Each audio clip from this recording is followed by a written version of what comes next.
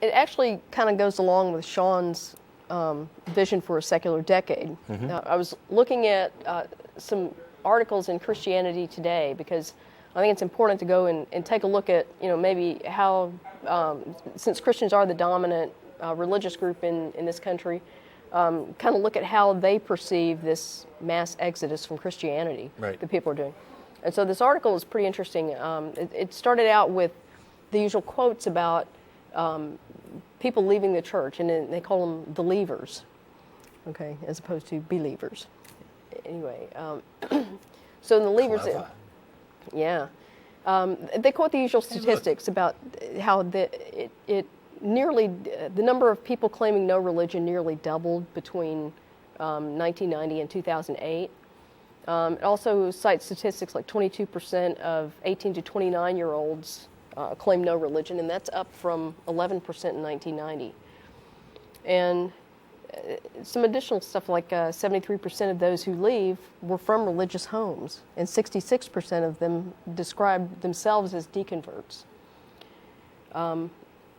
So in looking at all of these numbers, there's almost this sense of not really panic, but a growing awareness that this is a serious issue for Christianity. And this guy that wrote this article, his name is Drew Dyke, and he categorizes leavers into 6 categories, and he admits that this is not a very precise way of doing it, but he looks at sort of like broad categories. So you've got the postmodern people, the recoilers, which is an interesting group because I think that's probably one that people are really familiar with because of the news about abuses by pastors and things like that. So these are the people that have had a negative experience in the church.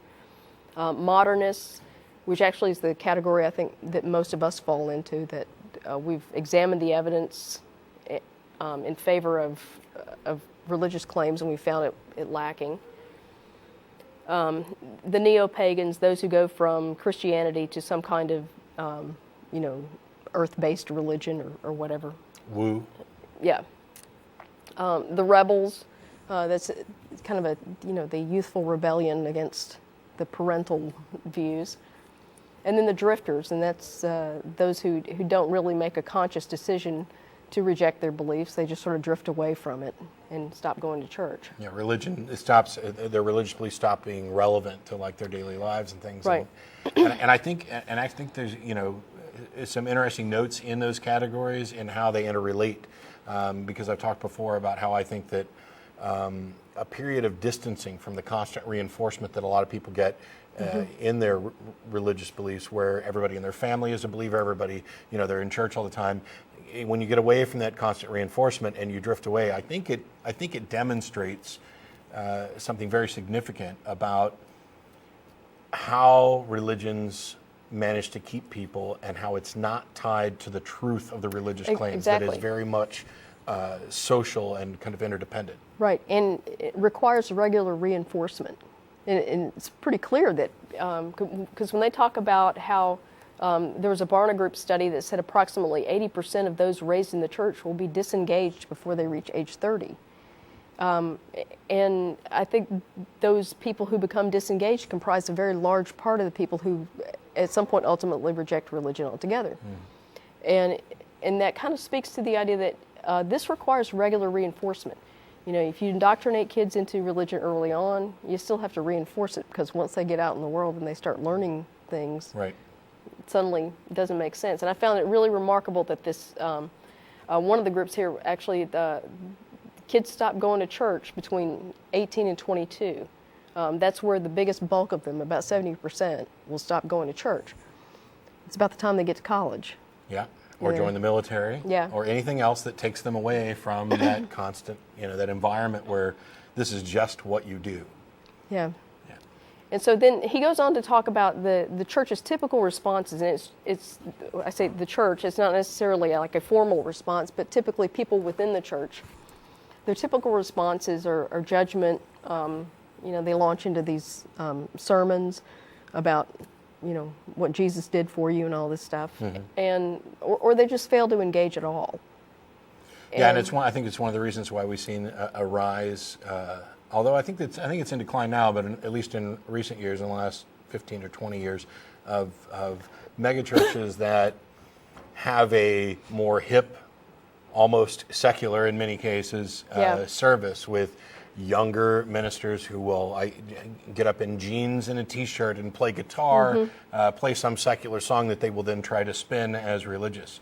We went to Gateway here, I guess it was 3 years ago or so, and they were playing a song that was popular on the radio, and then did it in a way where they respun it as if it was a religious song, which I have to admit, at least made the service much more enjoyable. I would have rather listened to that than, oh, come, all you, whatever. Yeah. The old rugged cross. Well, in this article, he actually cites that as one of the problems with the, recent churches, because in his view, it inoculates people against what he considers to be a genuine faith. Mm-hmm. It's like, well, if real life inoculates you against these fanciful claims, then, well, so be it. It's kind of twofold. I think that some of the more secularized services in the megachurches and things were done to try to curtail this problem that they've seen happening. Mm-hmm. And I do agree with him in the sense that I think it contributes to it, because what do we see happening in kind of the moderate and liberal Christian community? And that is this idea that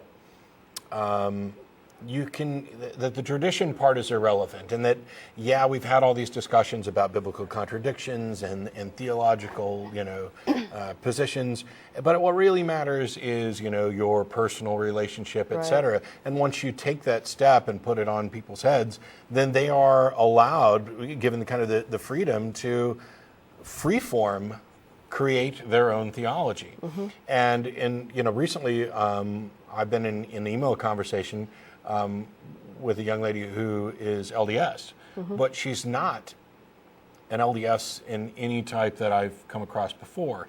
And she's actually trying to put together a kind of a thesis on her blog showing how all religions are correct on some level about, the fundamental points. And what we're seeing is the building of new kind of homogenous religious structures that I'll applaud them all day long for being far less fundamental and damaging than the traditional elements of religion, but they're still false. And the thing is, you don't want to poke at them too hard, because this may be some people's pathway to reality. Yeah. So.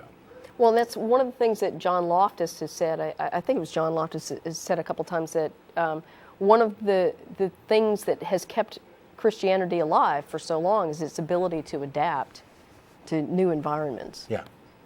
So the truth claims are still, very much in play, but it just adapts. And this is nothing new, by the way. No. I'd recommend, and I have before, Bart Ehrman has a book called Lost Christianities. Yes.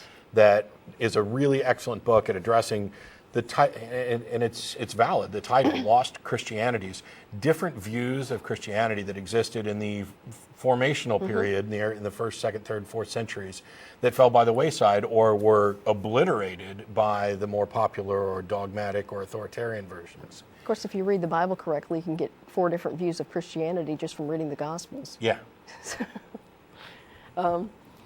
And so, anyway, to kind of wrap this topic up here, in the article, the author talks about some possible responses. He hits on the typical responses and how they tend to push people away, and he also acknowledges a quote from this report at the 2008 American Sociological Association meeting that said that the most frequently mentioned role of Christians in deconversion was in amplifying existing doubt. So Christians come in without any real answers and dive right in because they've prayed on it and they know what to say. And it really tends to just push people further away. And this is where the article gets really kind of, you can almost sense this sense of resignation that this hemorrhaging will continue and all they can do is slow it down a little bit. Yeah. And he offers some books for reaching the unchurched and pretty much wraps it up with a statement that, in my view, tells me he misses the whole point here. So I'll just read you what he says at the very end here. It says, this means viewing their skepticism for what it often is, the tortured language of spiritual longing. And once we've listened long and hard to their stories and built bridges of trust, we will be ready to light the way back home.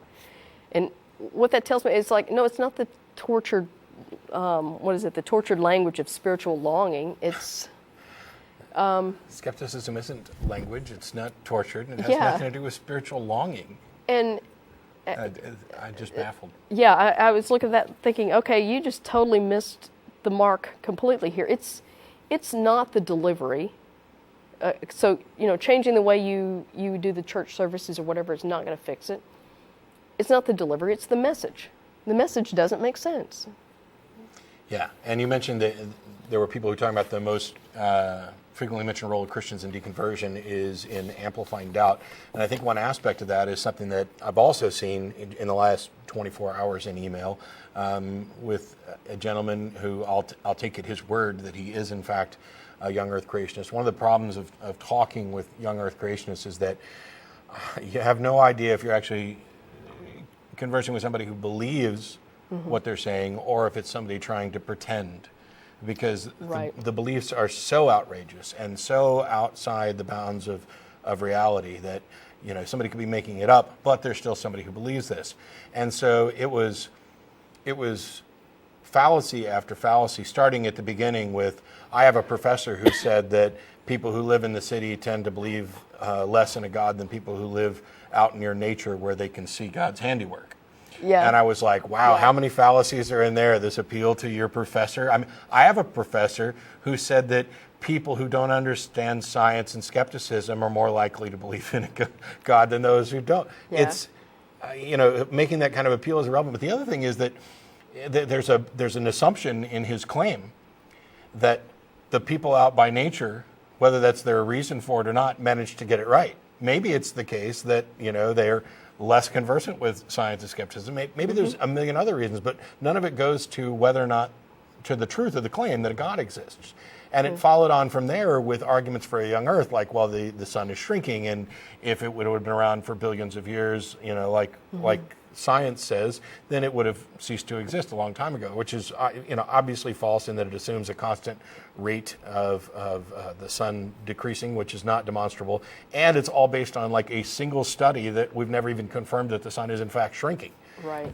So it's just, and to their credit, and also as a bit of a laugh, Answers in Genesis has a portion of their website that it lists, specifically it's titled, I think, arguments we think creationists should not use. Right. And it's a bunch of traditional creationist arguments that have been so thoroughly debunked by scientists that it is embarrassing for people to use them.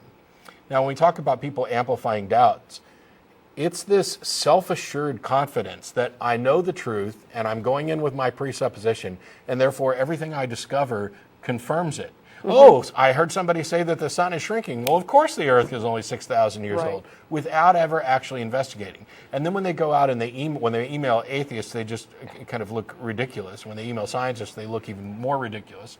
Yeah. But when they give this information to other Christians as a means of preparing them to defend the faith, they're doing their religion a disservice, but I'm overjoyed when they do it, because you build somebody's foundation, the foundation of their beliefs, on something that is so absolutely flimsy that it is really, really easy to expose that doubt and that uncertainty and the fallacies, and then get them on a path that maybe makes more sense towards reality.